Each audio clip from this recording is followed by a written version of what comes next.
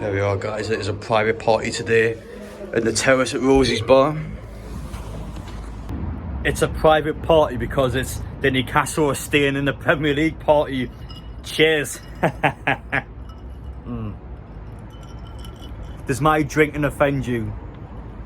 But anyway, guys, welcome back to another video on the channel. Newcastle 1, Wolves 0, match reaction uncensored.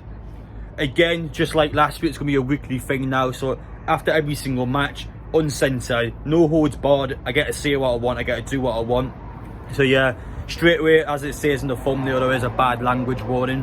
But again, no, I just want to speak my mind. I want to say what I want to say without any restrictions, which is kind of why I do these videos. And obviously last week, a lot of people seem to quite enjoy my little rant, so I'm back again. But anyway, guys, as always here on the YouTube channel, consider subscribing. I would highly appreciate it. Again, 2 more home matches in the next couple of weeks, and I tell you what, things could be getting quite tasty down the bottom because Everton have looked like to beat Manchester United. I mean, what a load of shit that is from Manchester United. One chance to get one over Everton. I mean, I really can't speak, we lost to them, but still, they've got Ronaldo up top and they still couldn't beat them. So yeah, terrible from them. However though, we're not here to talk about that match, we're here to talk about Newcastle last night.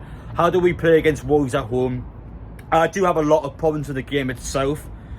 The most important part is the 3 points. Who cares how we played? We got the 3 points. However though, when the coaches go back through the game, they've got to pinpoint all the bad parts of the game in order to make the team better. And that's kind of what I'm doing here. I'm talking about what I liked about the game, what I didn't like about the game. And there were quite a lot of things that I didn't like about the match yesterday and a lot of things that I did. So yeah, anyway though, let's actually get into it now. So the first problem Newcastle had before we even kicked the ball yesterday was that bench there. Look at the state of that bench and tell me that is a Premier League bench, because that is nowhere near good enough to be a Premier League bench. Is there even any players like that bench? I like Mancuso. Sean Longstaff, we know, has a long-term contract. I think Murphy's a good player when he's there, but he's still okay. The rest of them, I couldn't care less about them, to be honest. So the bench itself was just terrible. Imagine if Saint-Maximin or Bruno got injured last night. We would have been screwed. But thankfully though, it was only Fraser got injured last night. Almiron. So Almiron came on for Ryan Fraser last night. I love him, but he has to go in the summer. I cannot watch any more of Miguel Almiron on a football pitch. He's non-existent. Nobody talks about him in the fan base, and I think there's a reason why. Because he does nothing to talk about. There's no reason to talk about him from last night because he did nothing again.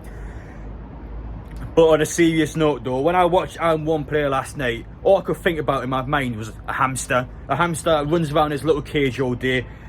It's non-stop. It runs, it runs, it runs. It just it never stops. The hamster, it keeps going and going. It goes in this little hamster wheel that can go for hours on end. And that's what Almiron's like in a football pitch. He can run a lot, but what else does he do? What else does that hamster do in his cage? It eats, it sleeps, it shits. That's it. It doesn't do anything else. Miguel Almiron does nothing else in a football pitch other than run. He doesn't help the team out. He tries his best to track back. He tries his best to get in amongst the team, but he does nothing. Look at those stats there: 23 matches, 0 goals, 0 assists. Are you winding me up? It's preposterous. You cannot play a Premier League team with those sort of stats. Even Jeff Hendricks scored a goal this season. There's no excuses for me. He's not doing anything on the football pitch, and he has to go. He has to leave in the summer because we can't move forward players like him on the pitch. He's a millionaire in Newcastle United, but doing essentially nothing. He's not doing anywhere near enough on a football pitch to be wanted a big contract in Newcastle. So he's one that definitely has to go. Again, as I said with that bench before, there's so many players at this club are just dead wood. Not good enough, they've got to go. And speaking of Wood, Chris Wood yesterday, much better from him. I like the fact how he won the penalty as well. He forced the goalkeeper to come out and make the mistake, which was really smart by him. But again, on the match, we're not getting him involved enough. He's not doing enough as a player himself. He took his penalty well. The goal that was disallowed was the correct decision. In the match yesterday, he was better than what he was in recent weeks, but still, I still want to see a bit more from the striker. But again, no, the service is just not good enough at times. But yeah, our problems I had in general was just, this is off the pitch, but the amount of people that are taking flags home from war flags. So war flags yesterday, they expanded all around the stadium, so there are flags everywhere now. You even see Murdad himself waving the flag around. It's class to see. It's really good to see from the owners. However though, and just the amount of pictures here, people are taking the flags home after the match. You're not allowed to do that. You do not own the flags.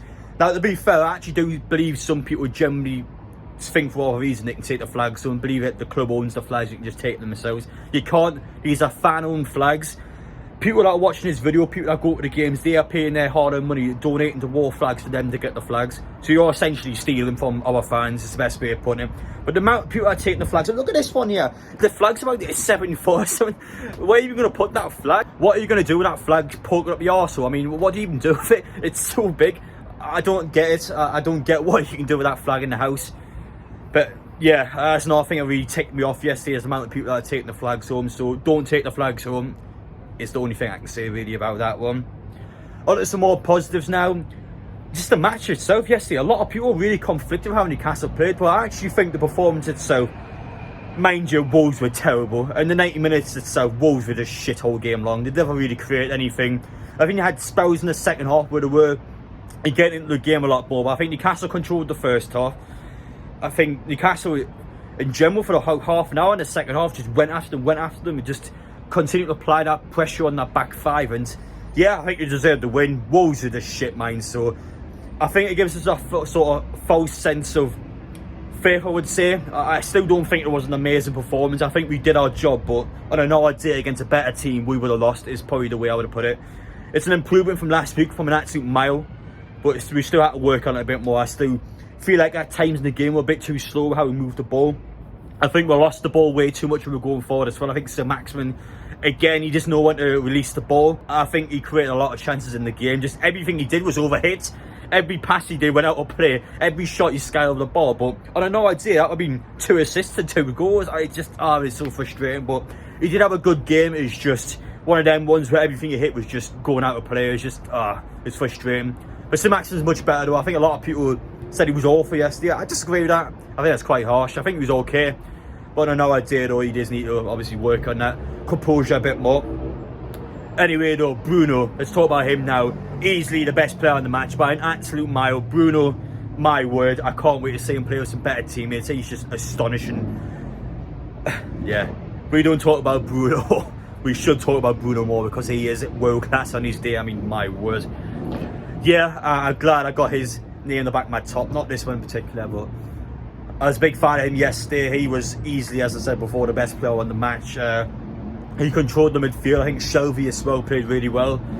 And I was a big fan of the midfield itself. The back four was borderline flawless. I think Shaw was the worst out of the back four, but Emil Kraft had a really good game of football. I can't believe I'm saying that one. Yeah, Dan Burn was much better. Max Hall was much better. Dubajka made the stops when he had to, but again, his kicking's just dodgy. The performance itself, though, it was better than last week. Obviously, it couldn't have been any worse. We still need to work on it a bit more, though. I still feel like against Leicester next week we need to play better if we want to get something against them. As I said before, the Wolves were just there for the taking. I don't know what their game plan was. They never got going. They never tried to press on Newcastle. They only really started to go the last 10 minutes when they were forced to put everyone up top. But you know, 80 minutes in the game, they were shit. In the end for Newcastle, though, yeah, much better. I'm enjoying my staying up party now as the founding member of the relegation staying up party. Listen, all the Crystal Palace fans, all the Southampton fans, whoever else can come over. I think Everton fans can come over, to be honest. I don't want them here, but yeah, it looks like Burnley are going to go down as it stands. But again, still plenty more games to go. But yeah, most important part is the focus about us though. We are 10 points clear of Burnley. To be honest, I think we can get 0 points for the rest of the season and still probably stay up. I mean, I can't really see Burnley getting 11 points, to be honest. I think Newcastle, one more win. That's it for me, one more win. You got Norwich, you got Burnley to play. You got some home games against Palace, Leicester. Again, you think they're winnable. I think we're more or less safe. I really can't see us going down. It would be like one of the biggest shocks ever if Newcastle go down from this point. But that's the first in history, though, that Newcastle haven't won in their first 14 games. And they went on, though, under Eddie Howe. New manager came and he improved the players we had. We made the necessary signings and much better team as a result. And I've got to say again, bravo, fair play, because yeah, I was depressed after that Norwich game 1-1. I really felt like we were fucked. So the fact that we came back and we actually proved to everyone that Eddie Howe was the right man, I'm just buzzing about that one. I'm looking forward to see how we get on next season. Still got to ride out the storm though, but I think Newcastle are all good, as I said before. I really can't see any problems going forward. Performances don't have to be good, you just have to win games, which is what we did last night. Performance was okay. I don't think it was amazing, but again, no, when the opposition team plays shit, well, just take advantage of it, and that's exactly what we did. So yeah, no complaints from me today. Few little nitpicks, but overall, though, much better, and I think going forward, we can work on a bit of momentum now and hopefully bounce onto the next couple of home games with a bit of ambition and a bit of confidence now. But yeah, let me know your thoughts down below, guys. Do you think it was a good performance? Do you think the players I mentioned were playing well? Let me know. Again, there's going to be a lot of disagreeing, a lot of agreeing. That's just life. But yeah, thank you guys for watching, though. I'm going to enjoy myself. I'm going to head off, get something to eat. I'm going to go to Hustlers and play some games of pool, I think. But thank you guys for watching. Take care, and I'll see you on the next one.